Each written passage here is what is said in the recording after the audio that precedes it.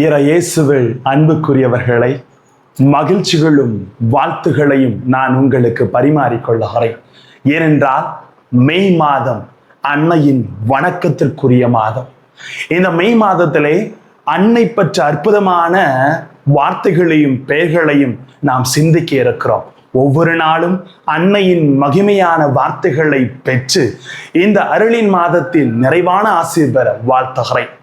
அருள்மிகு பெற்ற மரியா, ஆம், நாம் வாழும் உலகில் எல்லாம் வேகமாக நடக்கிறது, ஆனால் மனம் அமைதியை தேடுகிறது. அந்த அமைதி பாதையை அன்னை மரியா நமக்கு கற்றுத்தருகிறார். பெரிய வார்த்தைகள் இல்லாமல் ஒரு எளிய ஆம் என்ற பதில் அன்னை முழுமையாக அருள்வாழ்வு பெற்று நிரம்பியதை குறித்து தான் நாம் சிந்திக்கிறோம். இன்று நமக்குள் பல தேர்வுகள் இருக்கின்றன. சரி, தவறு, சுலபம், சிரமம்.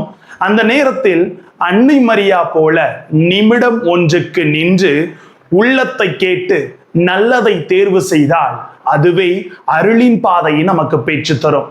ஆம், நாம் தினமும் சொல்லும் சிறிய ஆம்கள் தான் நம் வாழ்க்கையை பெரிய அருளாக மாற்றுகிறது. வரலாற்றை மாற்றியது அன்னை மரியாவின் ஆம் என்ற வார்த்தை. நமது வாழ்க்கையை மாற்ற வேண்டுமா? ஆம் என்ற வார்த்தையை பொறுமையோடு புரிந்து கொண்டு அருள்மிகு பெற்ற அன்னையின் ஆசிரை பெறுவோம். நிறைவும் மகிழ்ச்சியும் என்றென்றும் நம்மோடு.